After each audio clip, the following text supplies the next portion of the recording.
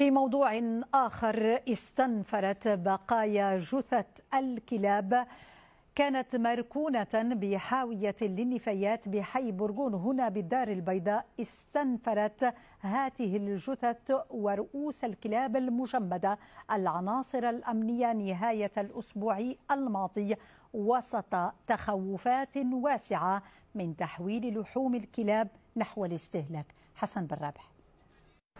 شارع التوجطات بحي برغون بالعاصمة الاقتصادية.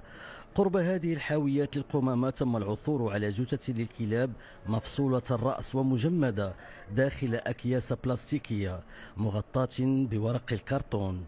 تشكيلة من مختلف السلطات حضرت إلى عين المكان كالسلطة العلمية والتقنية ومكتب السلامة الصحية.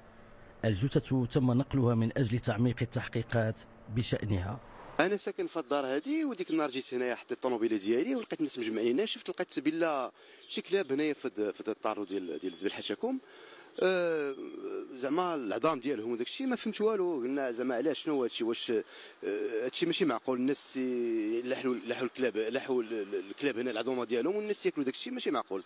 خاصنا نلقاو شي حل لهذا الشيء. ما يمكنش الناس ياكلوا في داك الشيء، هذا الشيء راه ماشي معقول. تصدمنا ملي سمعنا كاينين الكلاب هنا، تصدمنا بزاف وكنسمعوا شي حوايج اللي هما ماشي هما هذوك. ما عرفنا دابا القضيه واش حنا كناكلوا هاد الكلاب الشوندويشات ولا كنسموا ولادنا راه ولاو مهددين حتى هما بالخطر ديال هاد الكلاب هادو. يلا لقاو في المحمديه البغال والحمير، وهنا في بورغون قالوا لقاو الكلاب. وهذا الشيء راه صعيب على وليداتنا، كيخرجوا ياكلوا على برا ما عرفنا واش كياكلوا. على بعد أمتار قليلة يوجد سوق بدر الشهير بالحي المذكور. أصابع الاتهام توجهت مباشرة لأصحاب المجازر بالسوق. من الصعب أن تعثر هنا عن من يمنحك تصريح في الموضوع. بعد أخذ ورد تحول تردد هذا الجزار إلى موافقة للإدلاء لنا بالتصريح الآتي. الناس دابا ملي شافوا ديك البلاصة ملي حدا المارشي قالوا راه مارشي بدر راه كيدير هادي، كيدير كلاب، كيدير قوم في المارشي.